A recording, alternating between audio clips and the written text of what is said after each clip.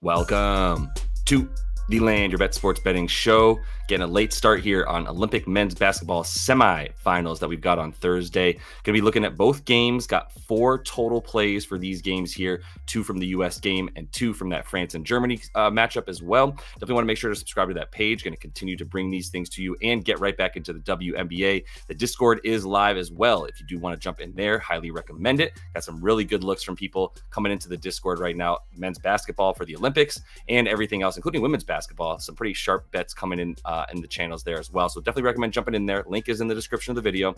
Let's get right into Thursday. Also, a reminder about outlier.bet. Link in the description of the video for that as well. Get 7 free days using the code and the link that I have in there to make sure that you can go ahead and see if you like it. It is the premier sports betting analysis platform. So I definitely recommend checking that out. It's a nice one-stop shop to get everything you need to help you make those bets. Quick look at the record. Down to minus 3.5 units. Got a couple games to pull it back here. Been a rough Olympics overall. Some of the reads are a little bit tough when the rotations aren't that consistent. But now we are in a spot where I think we can bank on these matchups and know that these teams have played each other before. We know how they're going to attack each other. We can go ahead and use that to help us here on Thursday. Let's go to the Kang. LeBron James. Been waiting to bet on LeBron overs once I knew that I could bank on him playing, right? And so that's what this is all about. We're going over 14.5 points, 1.2 units to get a full unit back on FanDuel, and then 20 plus points. The best place to get that is on BetMGM at plus 300. It's also available at like plus 280, 285 on the more popular books if you need to use FanDuel or DraftKings, what have you.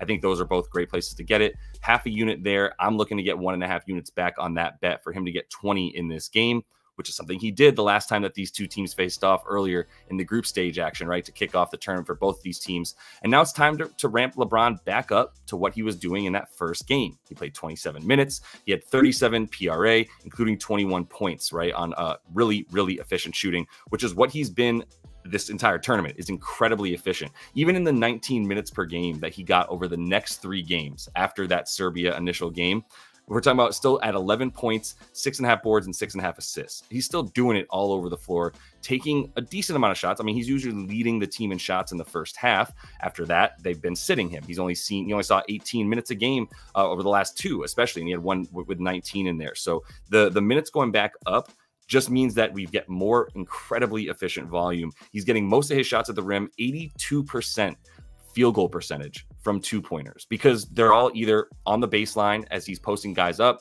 gets that vaunted turnaround J that he likes as he's fading away, or you can just look at him to keep going into transition, or even in the half court. He's still getting to the rim at ease, shooting about half of his shots inside the paint. So we know that he's going to continue to get whatever he wants. If he plays the requisite roughly 25 to 28 minutes that I expect him to play in what should be somewhat of a close game, I think you have to keep that into consideration, that Serbia, I do think, poses the best chance of any team that they played to keep it close. Now, it wasn't super close in the last meeting.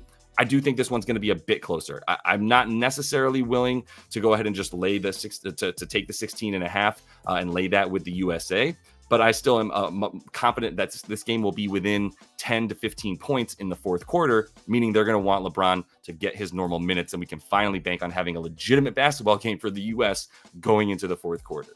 Here I'm going with a bet in the other game for France. We got Nick Batum over 1.5 threes, and you'll see that's plus 170 on Bet365. I'm putting 0.6 units on it to make about 1.1 back.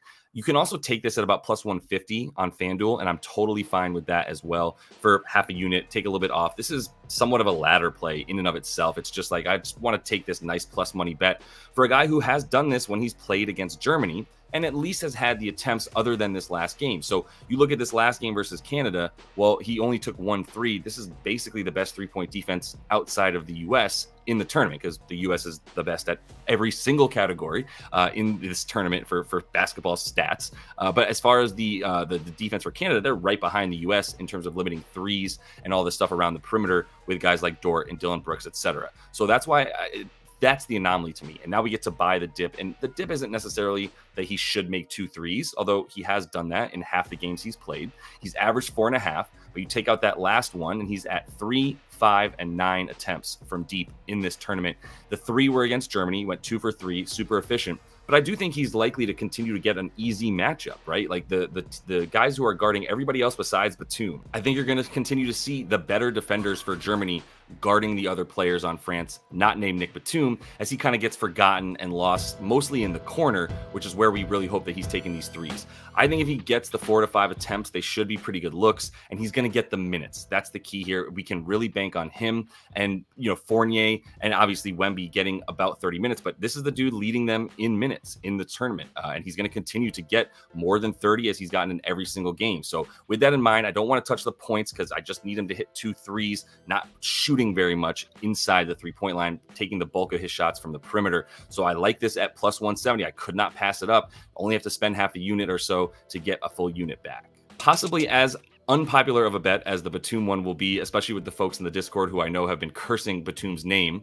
We got Wemby here with a really high number on his points and rebounds combined, specifically on FanDuel. This is the best place to get it. Other spots like DraftKings doesn't even have this bet up, but you can find this at 27.5 on Bet365. So we're getting a really good number here at 29.5 to go under, especially because Wemby hasn't done that in this tournament. And I don't think his minutes are going to go much past 29 to 30. I'm very, very confident that Greg Popovich, Spurs head coach, who is in the stands, has had words with the head coach of France and is like, look, man, can you just guarantee me you're not going to play more than 30? Because he hasn't seen it, even when they've needed him to maybe go a little bit more than that.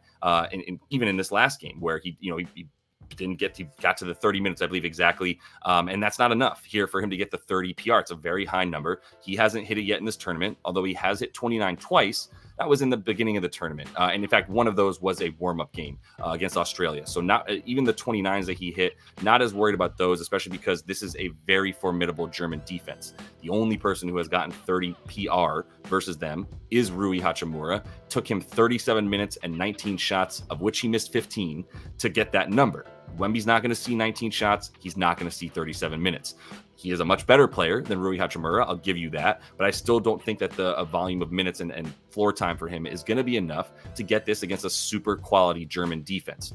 Way he's shooting as well, it's another part of it. 42.5% from the field. That's in part because of the 31% he's shooting from three. Has not had a good tournament and has not taken that many threes since he took 10 earlier in the first game. So I'm pretty confident that he's going to continue to go under this as he has. It would take another insane performance from him, essentially. And I do think this low scoring affair helps us. It's at 156.5 is the total for this game. So there's not going to be that many points to go around. He's not even taking the most shots on the team.